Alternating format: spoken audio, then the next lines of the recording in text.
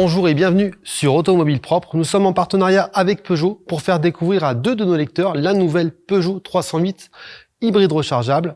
Nous avions lancé l'appel à candidature il y a quelques mois. Nous avons eu plus de 2500 réponses et là nous sommes à Paris pour la remise des clés officielles à nos deux ambassadeurs. Bienvenue Estelle, bienvenue Yvan pour cette découverte de la nouvelle 308 hybride rechargeable. Estelle, vous habitez dans les Yvelines. Pourquoi avoir répondu à l'appel à candidature? Parce que le véhicule est magnifique et se dire qu'on peut l'avoir à l'essai et l'utiliser au quotidien, voilà, on a tenté sa chance. Yvan, même question. Alors vous avez un profil un peu différent. Vous êtes infirmier libéral en Alsace. C'est bien ça, effectivement. Et moi, c'était l'opportunité d'essayer une nouvelle voiture, la nouvelle 308 hybride rechargeable, qui correspond à mon usage en fait, qui est des petits trajets urbains et puis aussi des trajets familiaux. Et la 308 hybride rechargeable correspondait à ces critères. Et puis j'ai tenté ma chance. Et puis c'est avec beaucoup de plaisir que j'ai été retenu comme ambassadeur aujourd'hui. Bon, on va découvrir maintenant cette voiture. On va commencer par un tour du propriétaire. Après, on ira voir à l'intérieur. Alors, ce qu'il faut savoir, c'est que la nouvelle 308, elle intègre vraiment la nouvelle identité de la marque du constructeur. Donc, c'est la première Peugeot à intégrer le nouveau logo. Donc, vous voyez le nouveau lion. Donc, vous êtes sur une finition là qui est un peu haut de gamme. Hein, c'est un peu haut de gamme. C'est la GT Pack qui se caractérise notamment par ses inserts chromés. Vous avez également cette coloris bleu vertigo, qui est, bon, là pour le coup c'est une option. Ce qu'il faut savoir, c'est que derrière le logo, ce qu'a fait Peugeot, c'est qu'ils ont intégré directement les caméras. Donc en fait, vous avez toute l'intelligence embarquée qui est intégrée derrière le logo. Alors avant, beaucoup de constructeurs, je sais pas si vous vous souvenez, il y a des fois il y a des plaques, voilà, des grosses plaques devant qui sont peut-être pas toujours très esthétiques. Donc ça, c'est les fameux radars détecteurs qui sont intégrés derrière. Là, Peugeot a utilisé des nouveaux matériaux. Ils ont réussi à mettre ça justement derrière le logo. Intégré en fait donc, dans le logo. Ouais, c'est ça. En fait, juste derrière, en fait, il y a un matériau qui permet justement au radar de traverser le matériau et de pouvoir lire. D'accord. Ça sans problème. Donc finition GT Pack, donc avec justement des éléments spécifiques, avec des feux Matrix. Alors la signature avec les griffes, la fameuse, elle est sur toutes les versions, mais a priori ça se prolonge beaucoup plus sur la version les crocs du lion. GT Pack. Ouais, exactement. Vous avez cette teinte noire brillante qui est aussi spécifique. Donc ici on continue un petit peu sur le côté. Donc elle fait 4,36 m, hein, la nouvelle 308, elle est un peu plus grande que sa devancière. Vous avez pareil, GT Pack, c'est les logos sur le côté, si vous voulez la reconnaître, c'est facile. Donc toujours des petits éléments esthétiques qui permettent de savoir sur quelle finition on est. Les bas de caisse un petit peu aussi spécifiques. Les vitres surteintées. Voilà, donc c'est une voiture qui fait en tout et pour tout, on l'a dit, 4,36 m. Les jantes aussi souvent spécifiques sur la version. Donc là, vous avez vraiment le top du top de la gamme 308. Au niveau de la motorisation, c'est pareil. La 308 hybride rechargeable, il y a deux niveaux de motorisation. Vous avez 180 et 225 chevaux. Là, vous êtes sur la 225 chevaux. Ah, d'accord. Donc vous avez 180 chevaux moteur d'essence plus 80 kW de moteur électrique. Okay. Et ça, c'est couplé à une batterie qui fait environ 12,4 kWh de capacité énergétique et qui donne environ 60 km d'autonomie en mode électrique. Ok, parfait. Vous avez aussi la ligne qui a été vraiment très travaillée. Alors, j'ai discuté un petit peu avec les ingénieurs de Peugeot qui m'expliquaient que ils ont beaucoup travaillé en fait l'aérodynamique pour avoir quelque chose qui consomme le moins possible. En fait, chaque gramme compte maintenant chez les constructeurs. Et ils m'expliquaient notamment avoir travaillé sur la ligne de côté là, vous voyez, qui est très verticale et qui justement, au niveau de la prise d'air, ça permet vraiment de tout écouler. Pareil, la ligne de toit qui est un petit peu fuyante derrière. Et vous avez c'est assez impressionnant à l'arrière, ça en fait. Les trois griffes du lion qu'on retrouve sur toutes les finitions. Alors, il y a quand même une petite particularité, c'est qu'elles sont en 3D en fait. Vous voyez oui, effectivement, on voit que c'est en relief en fait. Voilà, je vous invite, il faudra regarder ça la nuit parce que ça va être assez sympa. Ça se voit bien déjà là. Et finalement, la seule caractéristique qui distingue cette version hybride rechargeable, c'est le marquage hybride ici. Okay. Sinon, en matière de ligne et en matière de dimension, c'est exactement pareil que les autres motorisations de la gamme. Okay. Donc c'est un peu le choix de Peugeot par rapport à d'autres constructeurs de rester sur des lignes et une esthétique qui soit identique. Et finalement, c'est ce qu'ils appellent the power of choice. Finalement, vous choisissez une voiture avec la motorisation que vous voulez. On va aller voir au niveau du coffre. Donc voilà l'espace de chargement. Alors on a environ 360 litres sur la version berline là, donc carrosserie berline. Oui. On est un petit peu réduit par rapport au aux versions thermiques parce que finalement il y a la batterie qui vient occuper une partie du coffre, donc 360 litres. Alors ce qu'il faut savoir, c'est que la 308 aussi est en break, toujours pareil avec les motorisations hybrides rechargeables. Et là, vous allez avoir environ 600 litres, voire plus de volume de chargement. Donc ça donne un échappatoire pour ceux pour qui le volume de charge serait une contrainte. Donc vous avez avec la voiture, forcément les câbles de chargement. Vous en avez deux. Pourquoi deux? Parce qu'il y en a un qui va servir sur les bornes de recharge, donc en type 2, et l'autre si vous chargez sur une prise domestique. Donc là, vous avez vraiment le choix du roi. Et la trappe de recharge, elle est sur le côté gauche de la voiture. Donc grosso modo, si vous avez la bande qui va bien, ça va durer 2 heures pour faire un plein. Si vous chargez sur prise d'eau domestique, ça va durer 7 heures, donc une nuit. On va faire un tour à l'intérieur. Mais avec grand plaisir. Allez, c'est parti.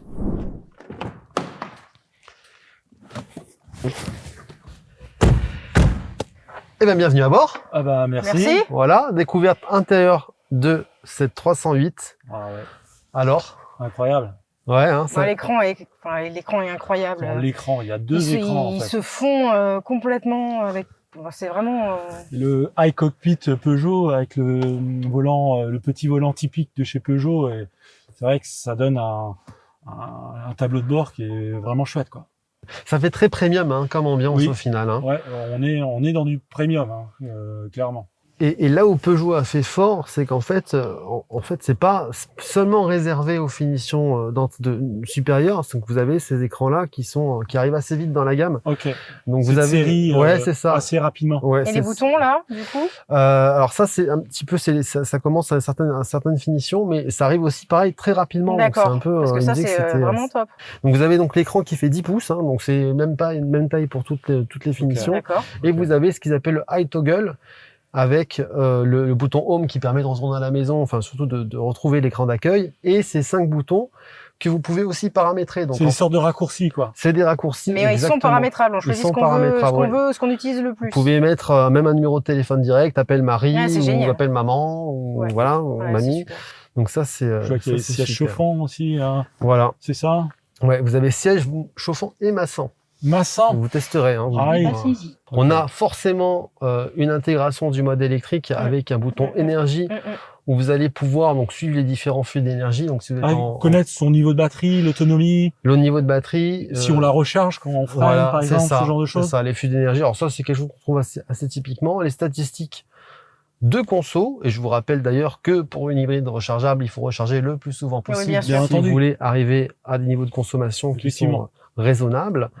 C'est du sens. Vous avez l'aspect recharge. Donc vous pouvez programmer, c'est ça.